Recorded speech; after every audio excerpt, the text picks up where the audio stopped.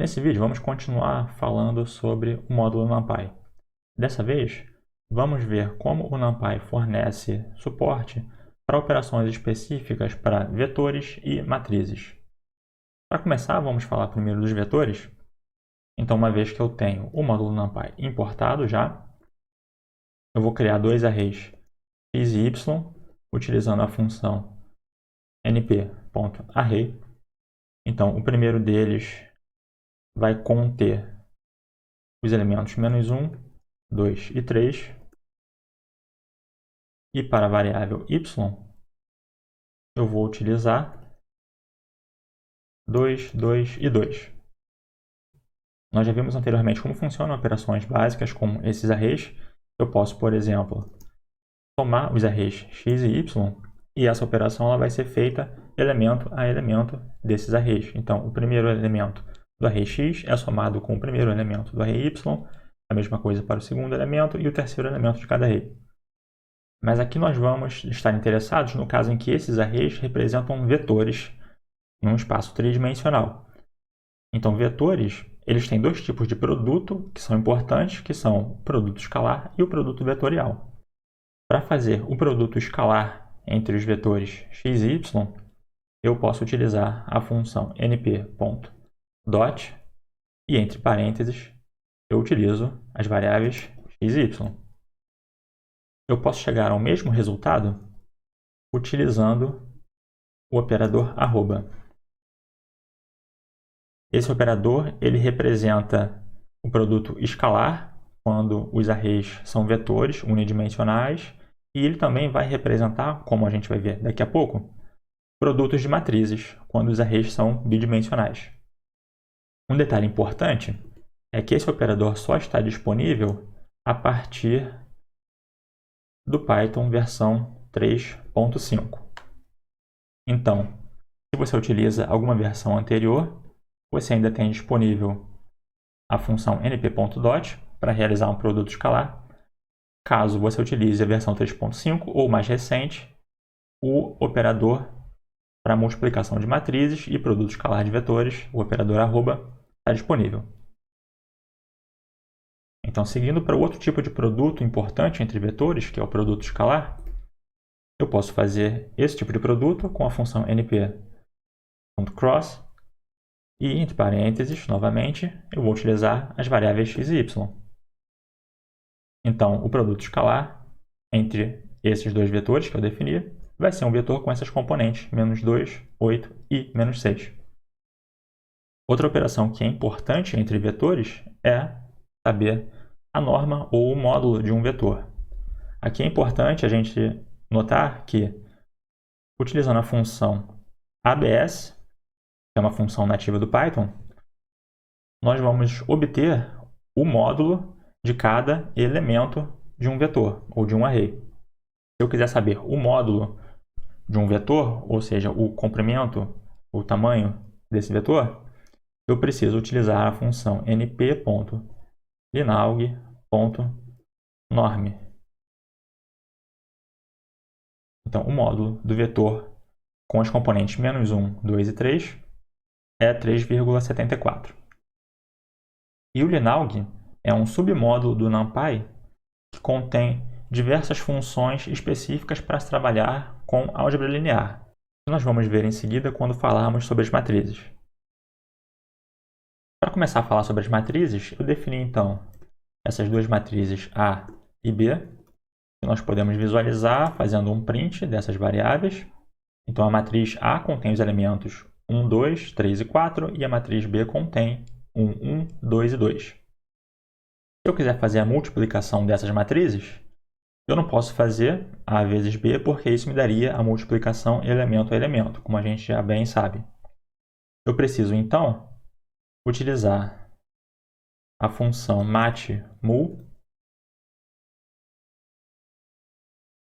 ou então utilizar o operador arroba, que eu já mencionei anteriormente, lembrando que ele só está disponível a partir da versão 3.5 do Python. Então, dessa forma, tanto utilizando a função matmul quanto o operador para multiplicação de matrizes, eu obtenho a multiplicação seguindo a regra apropriada para se multiplicar matrizes. Então, a gente já viu que dentro do NumPy existe o módulo Linaug, que permite que a gente faça álgebra linear utilizando o NumPy. Com o Linaug, eu posso calcular, por exemplo, o determinante de uma matriz. A gente pode facilmente verificar que o determinante da matriz A é menos 2. Da mesma forma, eu poderia calcular o determinante da matriz B, que a gente também pode verificar que é 0. Também posso utilizar o Linaug para calcular a matriz inversa de uma determinada matriz. Se eu quiser, eu posso armazenar numa variável a inversa da matriz A e, em seguida, multiplicar A pela sua inversa, que eu acabei de calcular, e verificar o resultado. Esse resultado tem que ser a matriz identidade. Apesar de nós termos para esse elemento o valor 1 vezes 10 a menos 16, numericamente isso é equivalente a 0. Então, essa matriz é a matriz identidade. E a gente pode lembrar que nem toda matriz possui uma inversa. Existem matrizes que são chamadas de matrizes singulares, que justamente não possuem uma matriz inversa, não são possíveis de se inverter. Então, se eu tentar calcular a inversa de uma matriz singular, utilizando a função linaug.inv, como é o caso da matriz B, eu vou obter uma mensagem de erro dizendo justamente que essa matriz é singular. Então, eu não vou conseguir realizar essa operação. Eu também posso resolver sistemas de equações lineares utilizando o módulo NumPy Linaug.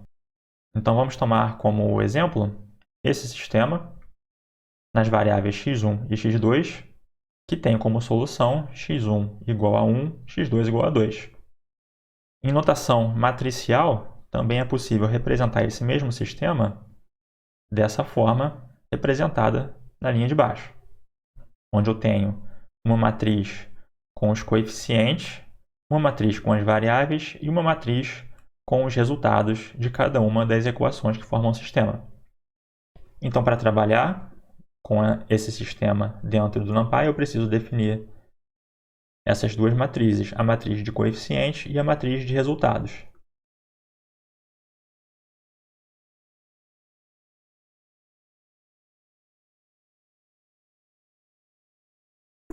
Então, eu vou chamar de a matriz com os coeficientes, e vou chamar de B a matriz com os resultados, 5 e 4. Então, para resolver o sistema definido por essas duas matrizes, eu só preciso utilizar a função linaug.solve e informar as matrizes A e B. Então, falando sobre álgebra linear, uma coisa muito importante é a determinação dos autovalores e autovetores de uma matriz. Para exemplificar isso, eu vou utilizar a mesma matriz A, que nós já temos definida, e vou então utilizar np.linaug.aig. Então, eu obtenho que os autovalores dessa matriz são 3 e menos 1, e os seus autovetores são, um deles, raiz de 2 sobre 2, que dá esse valor de 0,7, menos raiz de 2 sobre 2, e o outro autovetor vai ser raiz de 2 sobre 2, raiz de 2 sobre 2.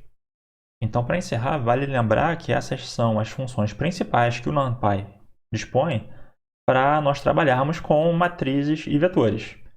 Sempre vale a pena dar uma olhada na documentação para saber o que mais o Linaug pode fazer.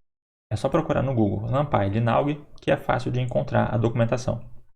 Então, fico por aqui e a gente se vê no próximo vídeo. Até mais!